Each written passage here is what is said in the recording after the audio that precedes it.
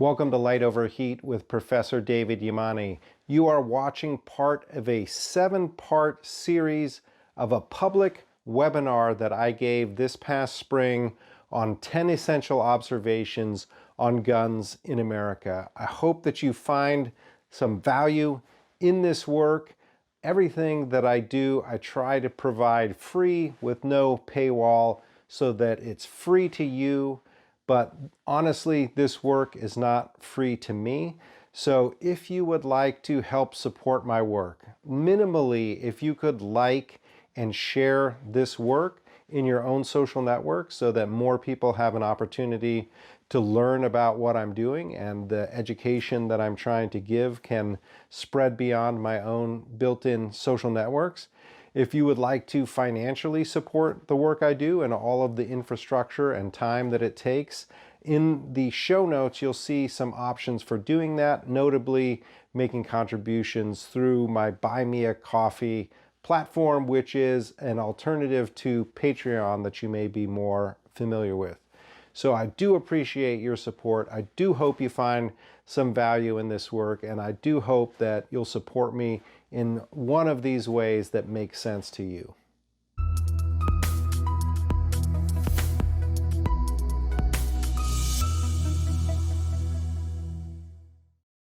Today's topic, gun violence and prevention strategies, not my strong suit. But again, as professors, we sometimes have to teach things that we don't feel 100% comfortable with. I hope that I accurately represent this field of work.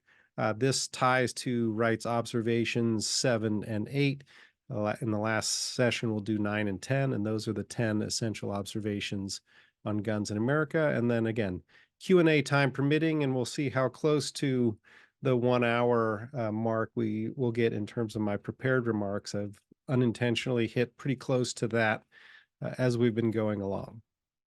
Okay, so we'll do Wright's observations 7 and 8, but first the recap again for people who haven't seen the sessions up to this point. Half of the households in the country own at least one gun, and there are 200 million guns already in circulation, plus or minus. These numbers are somewhat revised, but his general point, the guns are very common and gun ownership is very common. I think those two comments are as good today as they were in 1995. Most of the 200 million guns owned for sport and recreation. Many guns also owned for self-defense against crime. I think those kind of observations are reversed now. We say most of the guns are owned for self-defense, and then many are also owned for sport and recreational purposes. Some are indeed used for that purpose, whether they're actually safe or not. Many people certainly seem to feel safer when they have a gun. Again, as true today as it was in 1995. Last session, we talked about the fact that bad guys don't get their guns through customary retail channels and that they inhabit a violent world, that a gun often makes a life or death difference to them. They would rather be tried by 12 than carried by 6, just as the good guys with guns would say. So again, Wright's observations standing the test of time. So that brings us to module 6 here. Everything the bad guys do with their guns is already against the law, and demand creates its own supply. So here, he's really trying to address the question of, what are we going to do about these negative outcomes with guns, especially criminal violence here. So, this is not really paying as much attention to the issue of suicide, which is significant. Also not paying as much attention to the issue of accidental injury and death, which, although less numerous, is still significant and tragic. But again, he's writing in 1995 in the context of what at the time would be called gun control. So let me get into his observations by giving an overview of gun control then and now. Okay, so, gun control then, again, 1995, it's actually called gun control. One of the things we'll observe is that language is not used as frequently as it used to be. By 1995, we're 30 years into the modern era of gun control. 1968, Gun Control Act was the culmination of years of work leading up to that. So, 3 decades already into this modern era of gun control. And then some specific things happening in the early 1990s, including the Stockton school shooting and the 101 California Street shooting in uh, San Francisco. Also, although people didn't kind of realize that crime rates had peaked at this point, there was still this rising general crime in the early 1990s, and this culminates in under Democratic President Bill Clinton, the 1993 Brady Handgun Violence Prevention Act, and the 1994 Violent Crime Control and Law Enforcement Act, which was better known for passing a ban on assault weapons and high capacity magazines. So, it seems at the time, that Wright is writing that in the mid 1990s that the gun control movement is having some degree of success.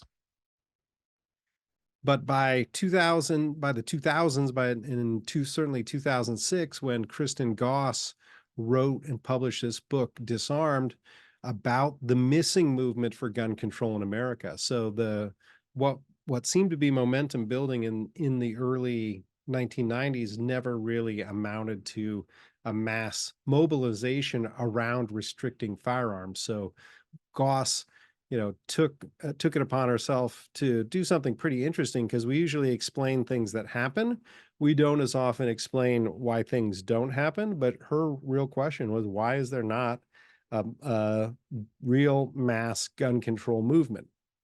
And she noted, that a lot of the focus of gun control at the time she was writing, or up to the time she was writing, was really focused on crime and law enforcement. There was no real language to inspire action, no values being promoted that people could rally around. And it's much easier, to be for something than to be against something. So, they struggled with that problem. And of course, the opposite is, the gun rights movement, which is being for something, right? And that makes mobilization much easier.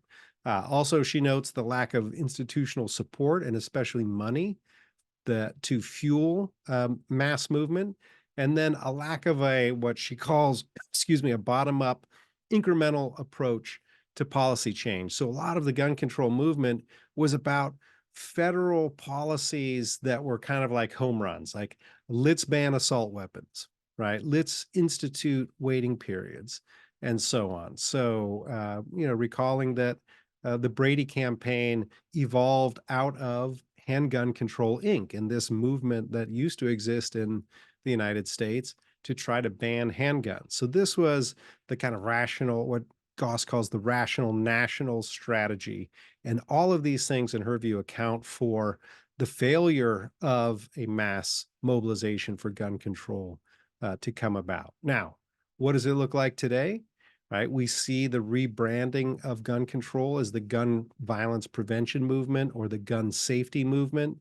Right now, we have events to mobilize around, like Sandy Hook and Parkland and other mass shootings, as well as the continuing problem of, I don't say epidemic gun violence, I say endemic gun violence for reasons we talked about last week, and continuing attention to, if not increasing attention to suicide, which are, as many of you know, 2/3 of all gun deaths in any given year. And then also a shift in strategy toward more state level action, right? So looking not just at what's happening at the federal level, but looking to see what can be done at the state level on domestic abuser prohibitions, background checks, extreme risk protection or orders.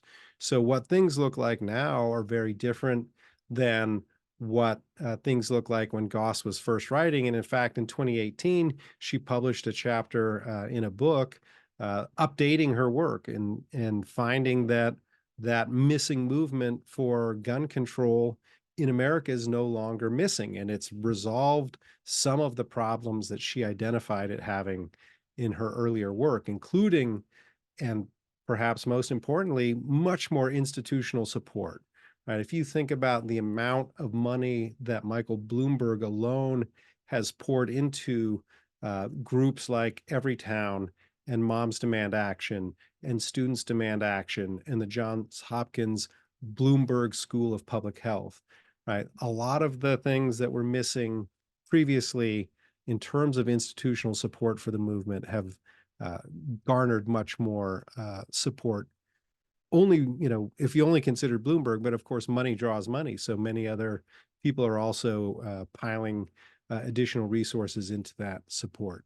It now, is no longer just against things. It's also for something. It's this what Goss calls value-based framing around child safety.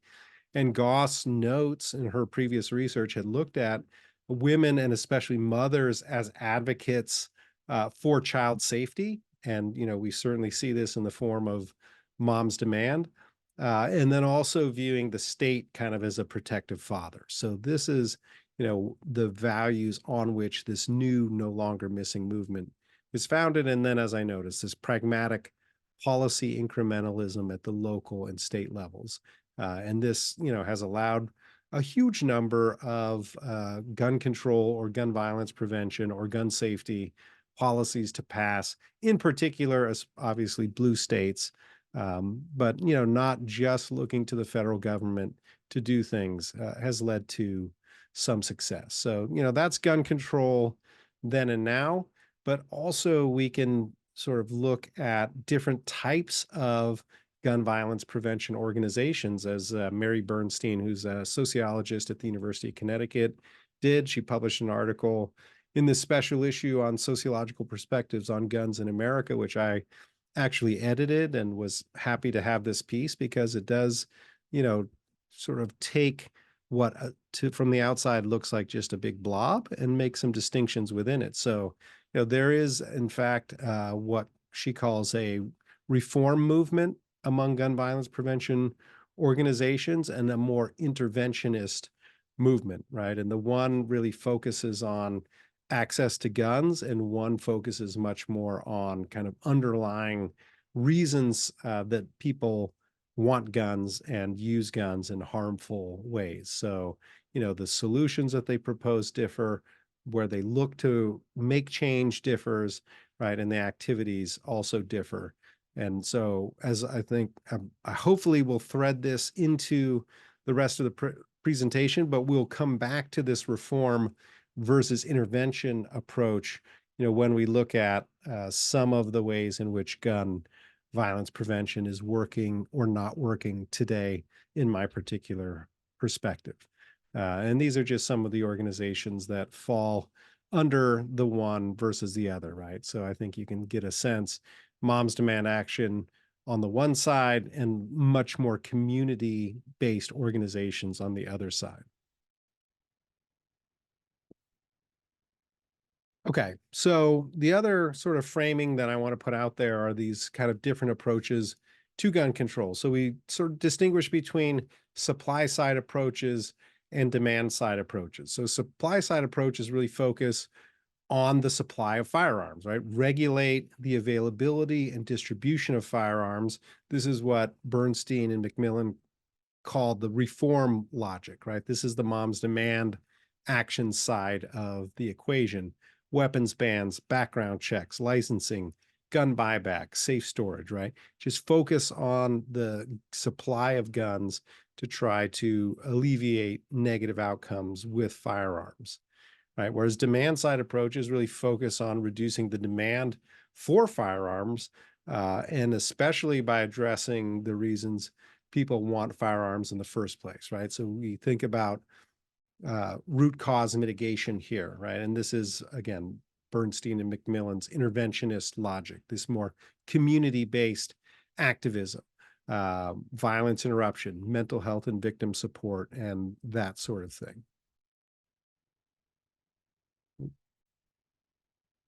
All right, so I want to treat, as I frequently find myself doing, I want to treat rights observations in reverse order. So I want to treat 8 first. Demand creates its own supply. And this really focuses then or returns our focus to the supply side approaches to gun control, right? Because if demand creates its own supply, supply side restrictions aren't going to be effective, right? There will become a supply to meet that demand, even if the supply is in the secondary market or by working around the intended restrictions on the supply. Right. So, very clear examples of regulating the availability and distribution of firearms are the Federal Firearms Act of 34, of the Gun Control Act of 68, the Assault Weapons Ban of 1994. Right. And so you get the sense that this is that old school approach to gun control, right? That rational national approach that, really represented not just the modern era of gun control running from mid 60s to the mid 90s, but also, obviously going back to the Federal Firearms Act of 1934. But these national approaches really seek to address the supply side. Now, do they work? Again, here, I'm really out of my depth in terms of understanding the full literature, assessing, whether policies have their intended effects. I do know that it's very difficult empirically to establish whether policies, have their desired effect. We see the ongoing debates over more guns, less crime, more guns, more crime. But I'd say at best there's kind of some mixed evidence about whether these approaches work. And on the positive side of the ledger, right, the NFA regulated and required the registration of all fully automatic weapons. And then in 1986, of course, that closed the full auto registry to newly manufactured full auto weapons. So, as of today, unless you have special licensing, you can only own a fully automatic weapon that was manufactured before 1986. And consequently, I'm not sure if it's consequently, but it is rare to find full auto weapons used in crime today. At least the full types of full auto weapons that were meant to be regulated by the 1934 NFA, right? And also, it raises the question, were full auto weapons ever frequently found at crime scenes other than these sort of very dramatic events like the St. Valentine's Day massacre? So, you can say, hey, we restricted full auto weapons, and so now they don't show up at crime scenes as much. But that doesn't mean that the regulation did anything about that if they were rare to begin with. But, does demand create its own supply, right? If people want to use fully automatic weapons for whatever reasons. And most people would want to use fully automatic weapons not to commit crime, but just, to have fun. So this gives rise to workarounds, right? Why do bump stocks exist, right? Bump stocks exist because there's a demand for people to shoot lots of rounds very quickly. Why do auto sears exist, right? The Glock switch. ATF is finding many more of these, you know, today than even a couple of years ago, right? So we see, there's a demand for these weapons, and so people are finding ways to get it. Binary triggers, etc. Right? So where there's a will, there's a way, right? Every time the government seeks to regulate some behavior, right, technology is a step ahead of those regulations. We saw that with the ghost gunner. We see that with 3D printing today, and so on. So, it really, as long as there's a demand, somebody's going to step in to create a supply. And really, the only issue is, do you want to go outside of the law in order to satisfy your demand? Many people, like me, don't want to be on the wrong side of the law. But there are certainly many people who are like, that law is unjust, and I'm going to acquire what I want to, even if it is against the law. Again, mixed evidence. The 1994 Violent Crime Control and Law Enforcement Act, right? The assault weapons ban, and according to the Rand Corporation's, objective analysis of whether the assault weapons ban had an effect on mass shootings. They say the effect is uncertain, right? And the evidence for whether the ban had an effect is inconclusive. There is some, in their view, limited evidence for the fact that the high capacity magazine ban may have decreased mass shootings. There's also questions about body counts in mass shootings in relation to the assault weapons ban and the high capacity magazine ban. But again, there's nothing overwhelming that says the assault weapons ban had this desired effect. Now, again, demand creates its own supply. It's actually hard to say whether the assault weapons ban, had its desired effect because, as many of you who are involved in with guns know, it wasn't really a ban, right? People were able to, get weapons which were, functionally, I wouldn't say equivalent because I'm not, I don't know all of the technology intimately, but I would say, largely the same, right? The cosmetic features ban didn't really make it impossible for people to get, the types of firearms that they wanted. So, if it was an actual ban, would it make a difference? That's a question, I don't think we'll ever know the answer to because I don't think there will ever be a full Australia or New Zealand style ban and buyback of AR-15 style or AK-47 style rifles. But we certainly do know that the assault weapons ban created a huge demand for AR-15s, right? And when the ban sunsetted in 1994, there was sure enough a supply of those guns that followed all of that pent up demand, and then it sort of built on itself, right? As more supply existed, more demand arose, that was met, and on and on and on. And we're in a situation where, there are tens of millions of AR-15 style rifles owned by, almost 20 million people, if not more.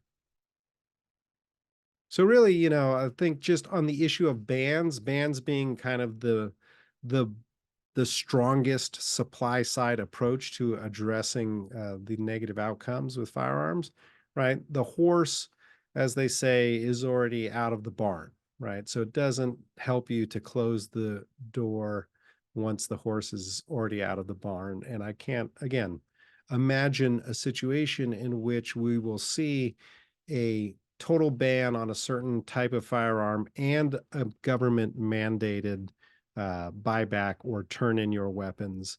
Uh, we've seen very low levels of even registration of these kinds of firearms in places that are requiring registration because people, don't want to, give up their firearms once those bans kick in. All right. So again, can supply side approaches work? I think one of the questions that comes to my mind is sort of, what constitutes a bad guy, right? Right is sort of very casually and maybe even flippantly using this language of a bad guy, but people, there's a range of different kinds of bad guys, I guess I would say. So, you have sort of determined versus lazy criminals, right? A determined criminal, is not going to be deterred, right? If, they have a demand for firearms, even if firearms are hard to procure, they will find ways to get them. But, what about lazy or opportunistic criminals, right? If you restrict the supply of certain types of firearms and someone is, they're just not that determined about it, that actually may affect their ability to get a firearm or their willingness to do what it takes to get a firearm. So, I'm not 100% certain the supply side approaches wouldn't work completely, or sort of crimes of passion and opportunity, right, that are made worse by the ready availability of a firearm, right? I always say, and people within the gun community say, guns are force multipliers, right? And if the situation is someone trying to lawfully defend themselves, right, that's a good thing, right? If it's a negative situation, right, that force multiplier that the firearm is actually makes that situation worse, right? So, if you can restrict accessibility of firearms to people who have bad intentions, right? Even if only momentarily, that might actually be useful. Again, whether the empirical evidence shows that or not, I don't know. This is just me sort of trying to think logically, right? But we know, when uh, uh, uh, on January 6th, right, the Oath Keepers were there. They left their firearms in Virginia because it's illegal to have firearms in the District of Columbia, right? So that restriction actually affected their behavior, right? If they were sort of going to um, visit the Capitol in Virginia, right? Maybe they bring their firearms with them, and then who knows, what's going to happen in that situation.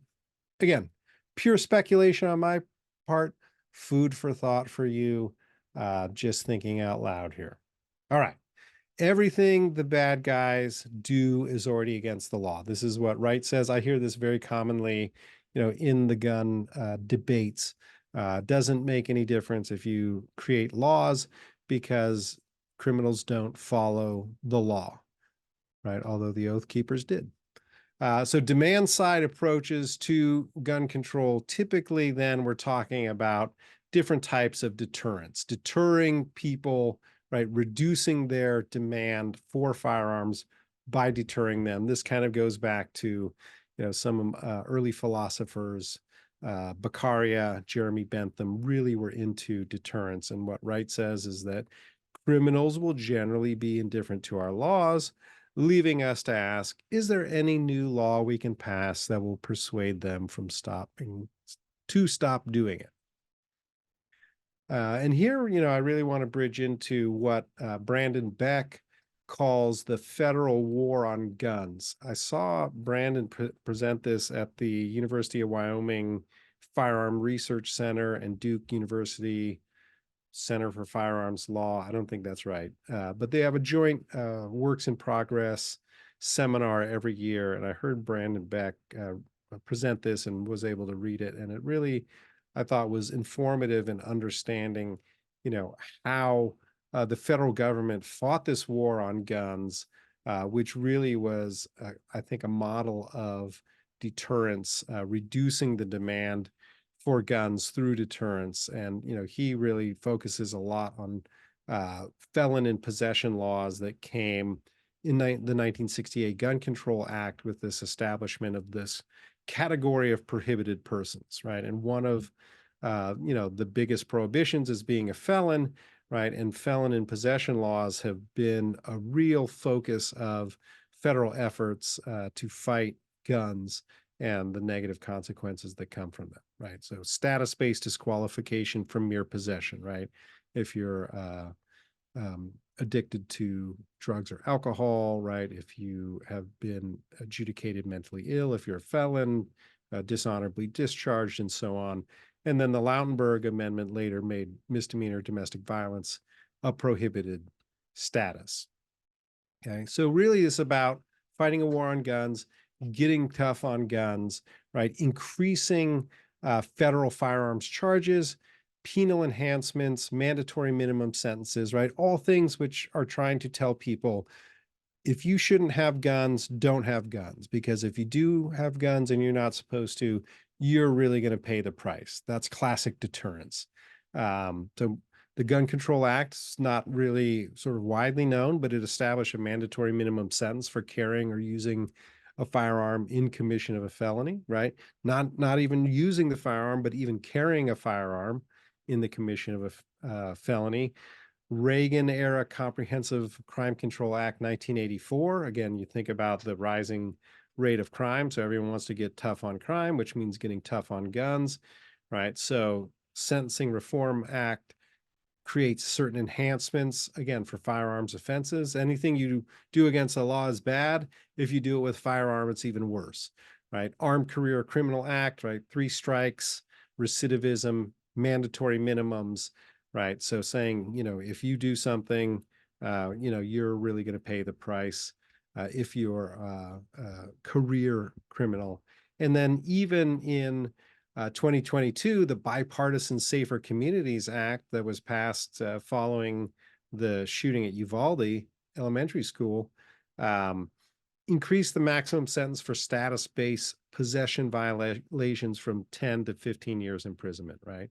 So, if you, uh, are a prohibited person and you're caught in possession, right, the maximum sentence now is increased by 50%, right? So again, the lesson here is deterrence, don't do the crime if you can't do the time. A great example of this is kind of maximal deterrence approach was Project Exile, which was, very much lauded in the late 1990s when Richmond, Virginia was having a terrible problem with gun violence, right? And Project Exile, did certain things that were again meant to deter people from using, possessing and using guns, right? So all gun cases became federal cases, right? So the federal government has greater, ability to punish than state governments.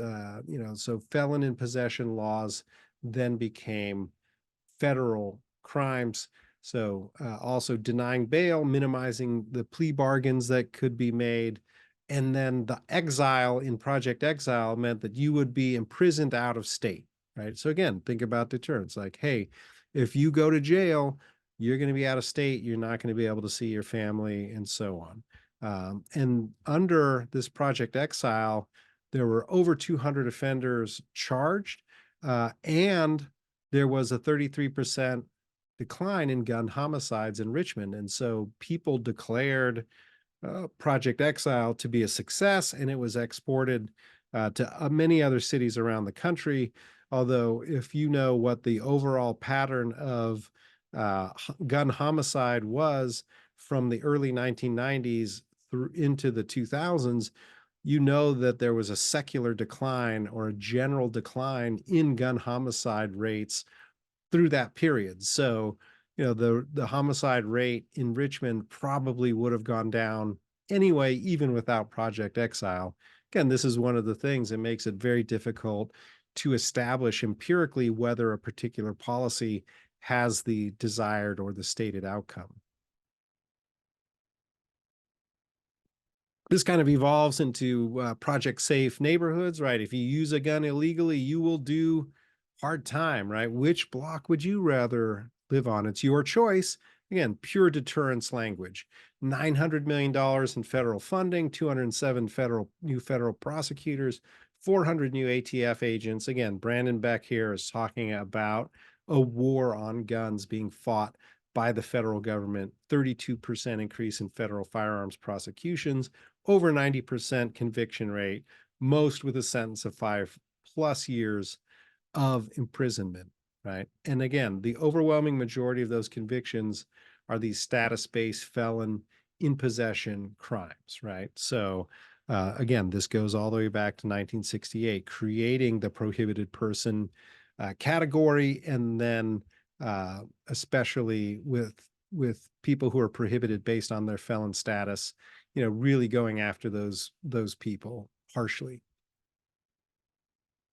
Right. And here, you can see the overall pattern of federal firearms convictions, once this, starting with Project Exile and then going into Project Safe Neighborhoods, really skyrockets, almost triples in that period from 97 into the early 2000s. So the war on guns, was a real thing.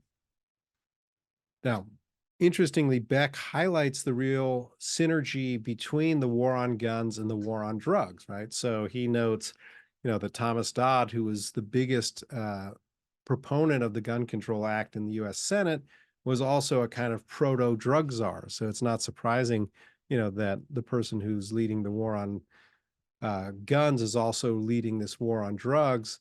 And some of you may be familiar with Michelle Alexander's new Jim Crow book, focusing on mass incarceration.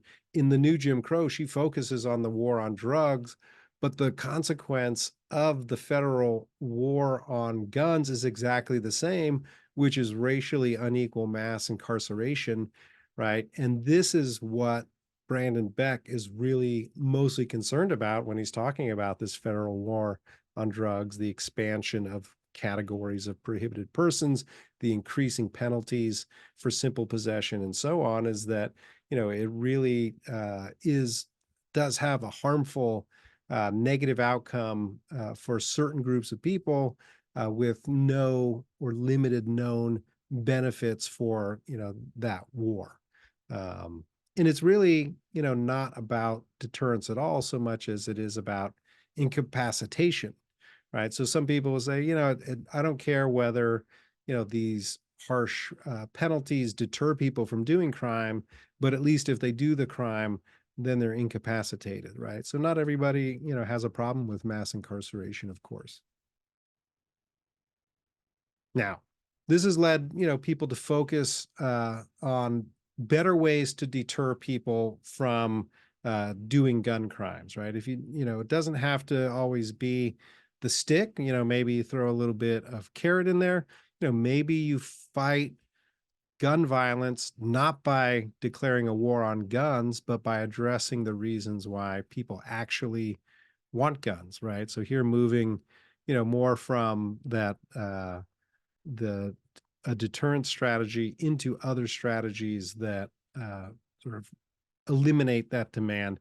And I really was, um, I think, fortunate to read this book by David Kennedy, Don't Shoot, One Man, a Street Fellowship in the End of Violence in Inner City America, very early in my foray into guns, because he really fundamentally shaped the way I saw fighting gun violence without uh, unnecessarily restricting firearms in the general population, right? So I listened to, before I read the book, I heard David Kennedy on NPR talking to Dave Davies.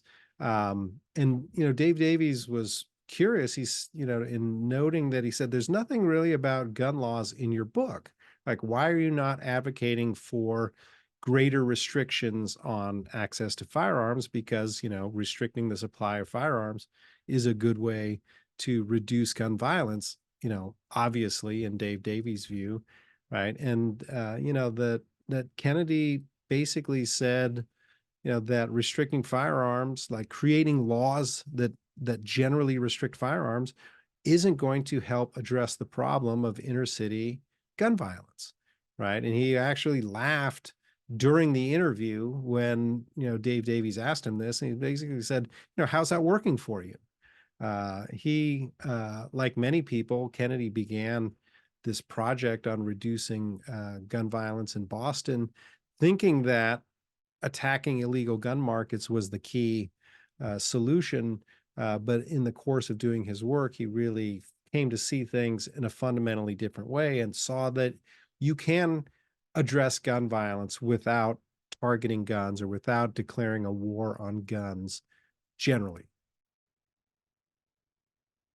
So this is what some people call now focused deterrence, right? So in Boston, it was called Operation Ceasefire, right? It really focuses on a very small number of very high risk individuals, right? And in very what came to be called hotspots, right? Gun violence hotspots.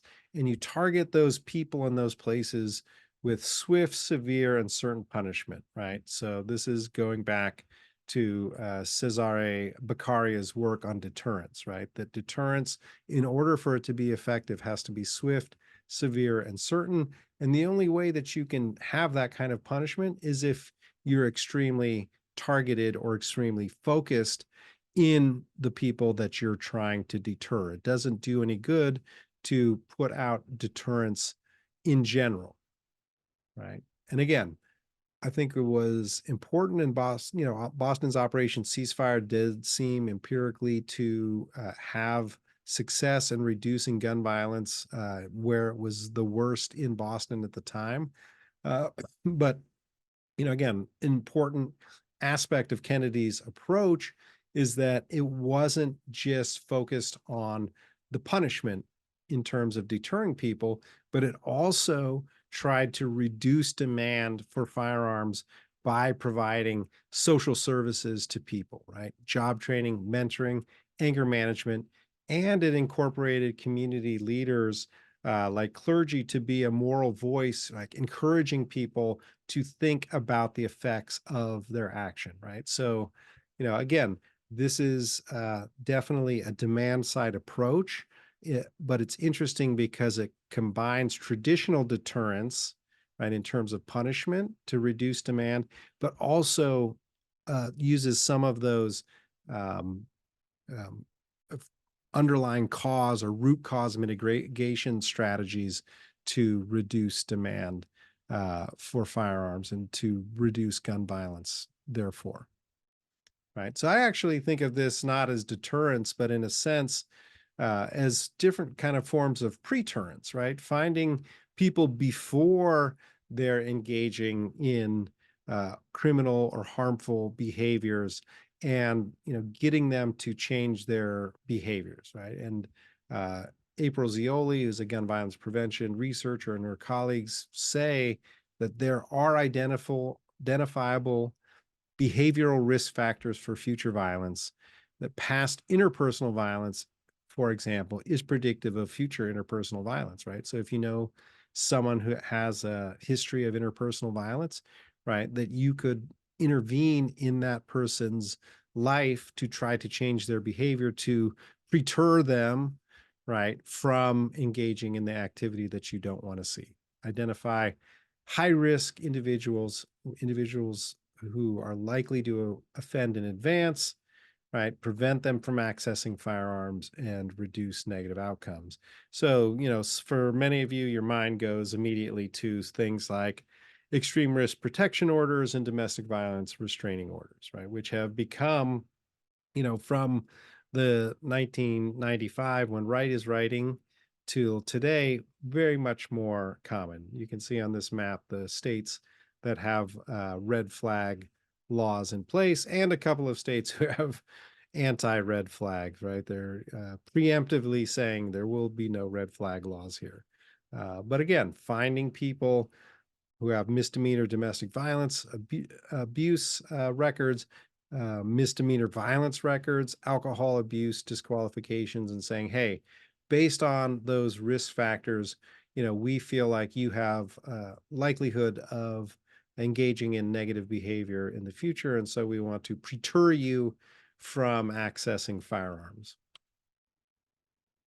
Another form of preterrence is what's called violence interruption. So this program called Cure Violence, founded by the epidemiologist Gary Slutkin in Chicago in the 1990s, used to be called Ceasefire. Again, kind of confusing because Ceasefire is the name of a focused deterrence program as well.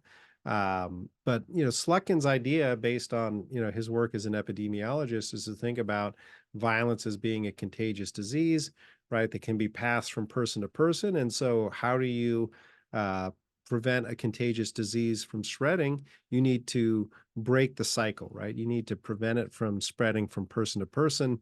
And this is what violence interruption tries to do, using community members called violence interrupters.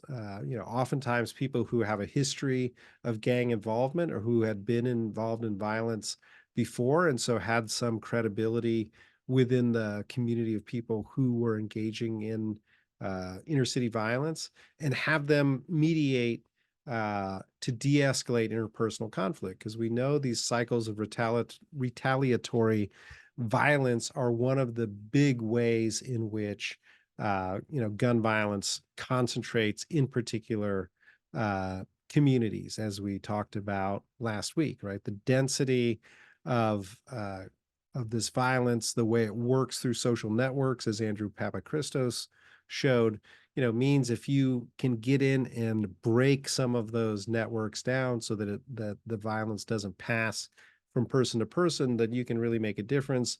You may have seen this movie called The Interrupters. It focuses on what was going on in Chicago at the time. Program evaluations of violence interruptions has really shown mixed results. And, so it seems to have worked very well in certain places and not worked as well in other places. There's, big challenges in terms of burnout among violence interrupters, sort of people who are violence interrupters who then become involved in violence again, and on and on and on. But there is a logic to violence interruption as a form of preterrence. Again, one of the things that is interesting about it to me is that it says nothing about gun control, right? There's nothing about violence interruption that seeks to control guns per se. In the same way that, David Kennedy said that it was, silly to try to control guns generally as a way to reduce inner city violence. Another form, hospital-based violence intervention programs. A lot of the people who end up in as gunshot victims in hospital ERs are what medical professionals call frequent flyers. So Joseph Richardson, really smart anthropologist, medical anthropologist at the University of Maryland, did a study, and he found that a third of the study participants had been hospitalized 2 or more times before for gunshot injuries, right? So, if you've been shot once, you're likely to be shot again, you're likely to end up dead, and there's no telling how many people that you try to take out before you go. So these people are really ripe candidates for this kind of violence interruption, right? You can get in there, you can say, hey, like, let's stop this before you die. So again, treats violence as a contagious disease, but these hospital-based violence intervention programs also, do some of the things that Kennedy's approach to focused deterrence does, which is to, again, provide social services, mental health counseling, legal assistance, mentoring, job placement, educational opportunities, housing assistance, right? There's a reason why poverty and gun violence overlap. So, again, trying to inoculate these victim offenders, right? They're both victims and offenders.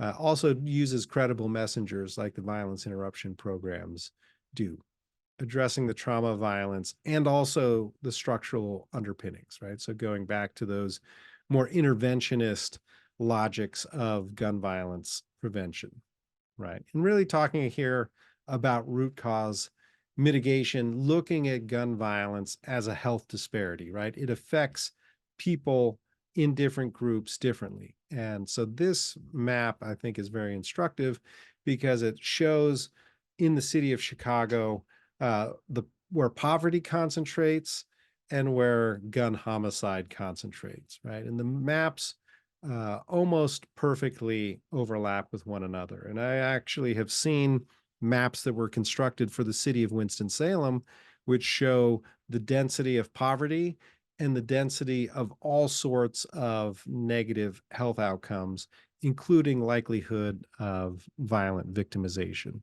right? So, we're really looking at something that can be addressed at its roots without, again, creating any sorts of new regulations or regulatory structures around guns, or even, punishing people for simple felon in possession, which, again, a lot of people in the city of Chicago who are brought up on gun charges are basically felons in possessions. And as we know from last week, right, if you would rather be tried by 12 than carried by 6, that even if you have a felony, it's not going to prevent you from carrying a firearm, right? So again, let's reduce the root causes for that sort of behavior.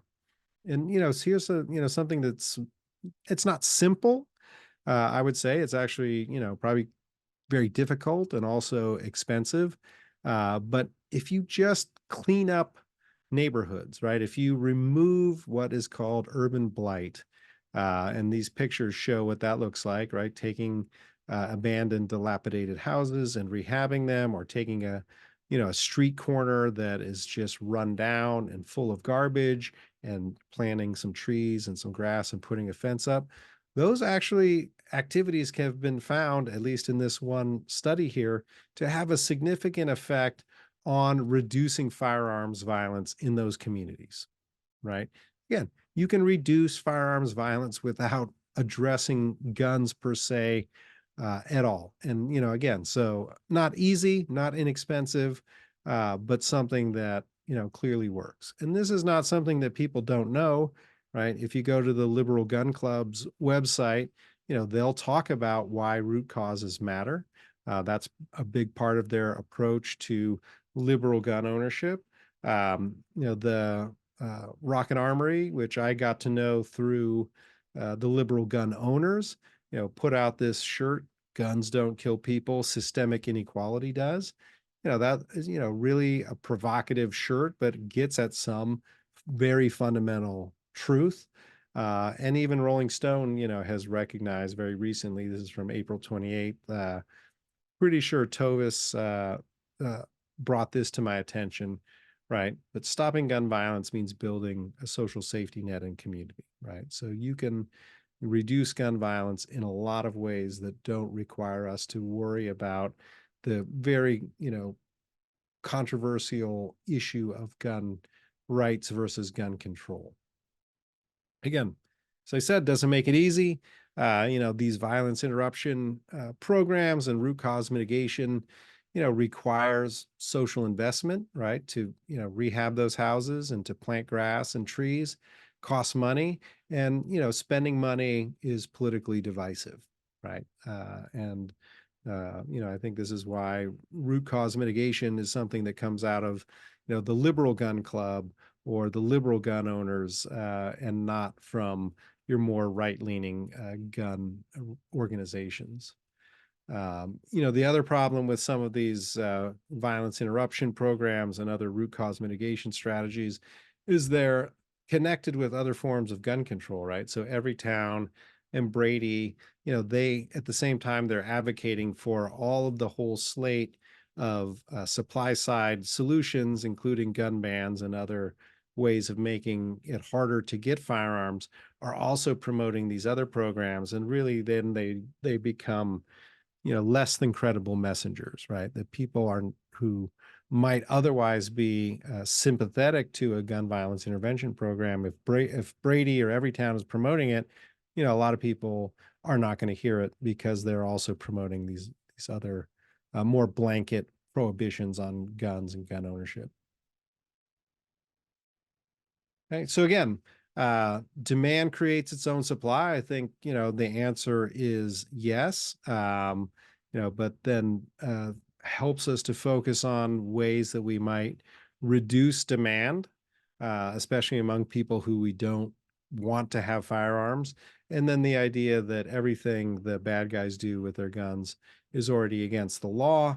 This may, be true. Passing additional laws isn't necessarily going to deter your determined criminals, but I think there are ways that we can preter or reduce the demand for firearms among the people who are most likely to engage in negative behavior. So, I think that there's a way in which, of all of Wright's observations, these two observations are the most a product of their time, which was when the gun control movement was gaining steam and using this rational national strategy largely to focus on, reducing the supply of guns or making it harder to get guns, and also, focusing on deterring people from wanting to get guns by basically throwing the book at them. All right, let's check out what's happening in the Q&A. Again, miraculously close to 1 hour of presentation time. Again, I don't know how I do that. I just prepare the material that I think I want to talk about, and then this happens. So let me pop over to the Q&A and take a sip of water before I get into that. Okay, Mark Erickson's tearing it up in the Q&A. So, um, again, I have to once again say that, in talking about gun control, gun violence prevention, I'm not in my area of strength. We might say I'm in shallow water and drowning. So, what I say here was, largely my opinions, and so let me see what I can do. So having the Glock switch modifications completely eliminated the effectiveness of the NFA preventing full auto weapon usage in street crime. Yeah, I think this is, one of those cases where, whether you're an anarchist or you're a criminal or, you are a libertarian, um, you know, if, or you're just entrepreneurial, right? Or you see an opportunity to sell something that people want, that demand does create its own supply. So, if people have wanted full auto weapons to engage in street crime, and it was very difficult to come by before, due to the NFA, and now it's much easier to come by. Um, so I guess the answer is yes, in the sense that, this is commonly taking place, right? Privately manufactured firearms, used to be, took a lot of skill and machinery to make a privately manufactured firearm. And now maybe it's a little bit easier with 3D printing and kits and the ghost gunner and so on. So, I'd say yes, but I don't know that it's anything new. I think it's just a continuation of how things have long been. And then Mark again, doesn't the level of organization, gang association, regional supply gang armor structure impact the supply side approach to gun control? Um, some, but not completely. I think that there are studies of underground gun markets that suggest that they're not as flush as people think. Obviously, if you're part of a larger organization, there are ways that you can access firearms. You can rent firearms or borrow firearms, to do your jobs. But there are, many people who are, more independent in the inner cities who, have a difficult time getting firearms or getting ammunition. So, I'd say, that I can't dismiss, supply side restrictions completely, but, uh, again, I think that many people who want to, again, this maybe gets to the more determined, like the more determined you are, the less those restrictions are going to matter, right? If you're kind of lazy and you're like, I'd like a gun, but I don't really want to work too hard to get one, then maybe, it doesn't have, or it has a bigger effect on you, the sort of limited supply of firearms in certain areas. Both North Carolina and federal prosecutors largely ignore felon in possession of firearms laws. Of 50,000 charges in North Carolina in the last 5 years, only 300 have been prosecuted to guilty verdicts. Few NICS checks rejections are ever prosecuted. How is this deterrence? Well, that's a statement, not a question. But I will say that I don't know what the numbers are in any particular state or nationally, but I do know, that there are people like the Bronx defenders or public defenders in Chicago who, have argued for making carrying concealed firearms easier, because there are so many felon in possession charges that are being brought in those areas, right? So, again, I don't know, um, if there are 50,000 gun charges in North Carolina in the last 5 years, 10,000. I'll take your word for it. Only 300 have been prosecuted to guilty verdicts. Um, all right. Michael Holt, I think resistance to social investment to reduce gun violence is often because most of these programs don't do effective evaluation of their efficacy, right? I think maybe show us it's not a waste of money. Um, yeah, again, it becomes very difficult because, assessing, actually evaluating the efficacy of any particular social program becomes incredibly difficult, right? And um, uh, but I think at the same time there is evidence that some of these programs are efficacious, right? There is a body of literature that has assessed violence interruption programs, and the reason, I think the biggest reason that those often fail are because it's hard to get people to cooperate, right? A lot of these programs on the David Kennedy model break down because the police can't cooperate with social service agencies and community members. and then the implementation just goes down the drain. That there's a lot of coordination required to make those things work. But yeah, again, if we say, the root cause of much of the inner city gun violence, or even no, let's talk about rural gun violence. I mean, there's incredible rural gun violence. I was just in West Virginia last week. So, the problem of homicidal or criminal gun violence is in large part or in substantial part, or even if it's in some part, an issue of poverty, right? You know, people do not agree on the best way to address poverty in the United States, right? Even outside of its relationship to gun violence, right? Say, hey, a large proportion of children in the United States grow up in poverty, right?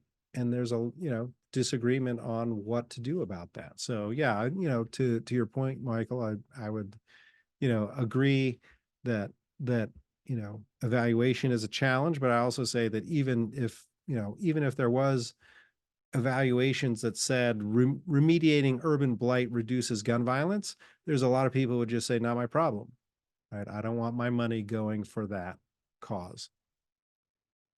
Paul Thorenson, I share the Liberal Gun Club info on root cause mitigation, but it seems like an intro, not a comprehensive treatment. Is there more info somewhere we can provide to people? I mean, there's a huge scholarly literature on this. I would have to look around to try to find someplace where it's presented in a very systematic way. But, again, it's hasn't been an area of as much research, I think, because so much focus has been on restrictive gun laws and not on remediating root causes. So I regret that there isn't something more that people can point to. But I also kind of wonder, and I know you don't have the ability to respond here, but I just raised the question: is if are people unconvinced when you share this information? Do people push back? Are they like, well, I don't believe that's true? Or are you just trying to sort of dig more deeply into the topic? So that would be something I'm interested in knowing. All right. Charles Nichols, most federal prosecutions are prosecutions for violating the felon in possession law. A high percentage, 97%, result in guilty pleas in exchange for a favorable sentence recommendation. I don't have a link handy, but the feds published statistics on this. So I don't know if this is a response sort of to the earlier issue that there isn't a large number of federal prosecutions on this. And again, I'm completely out of my depth. I'm sure that, Charles and others know much more about this. My understanding from, again, Brandon Beck's work, and, his work is a piece of sort of legal reflection, but it's also empirically based in terms of, the data that he brings forward on the number of federal prosecutions. But I come away from his work with a sense that there was this moment when people basically got fed up with rising gun violence rates and just said, we just have to drop the hammer on people, right? This is the ultimate form of trying to deter people by just increasing penalties, increasing sentences, making the sentences more guaranteed, serving your sentence out of state, and those kinds of things. So again, I feel like, that is a form of deterrence. But again, it may, for people who really are not into the issue of, trying to deter crime, they feel some satisfaction saying, you know what, if you do the crime, you do the time, right? Serve out your full sentence, 3 strikes and you're out. That sort of kind of penal approach that a lot of people makes them feel good. So Charles also says, what's very rare are federal gun-free school zone prosecutions. Okay, yeah. So again, something that I can't speak to intelligently, but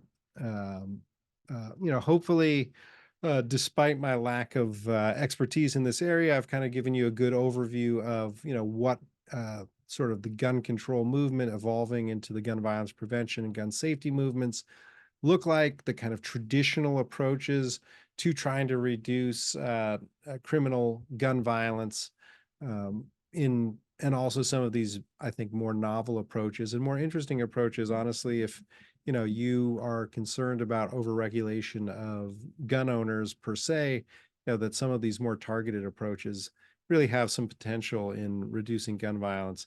If you are concerned about reducing gun violence, I personally am. Doesn't mean that everybody needs to have that as a concern. I don't feel like uh, sort of morally that gun owners should be more concerned about gun violence than anybody else.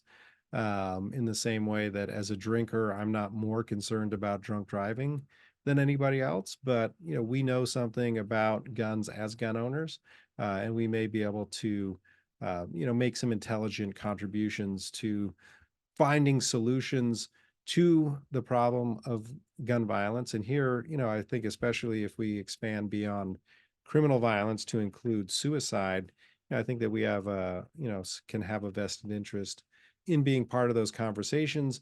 Or if we simply want to do it for pragmatic purposes, right? Like if we can help to reduce gun violence, then we're less likely to be regulated.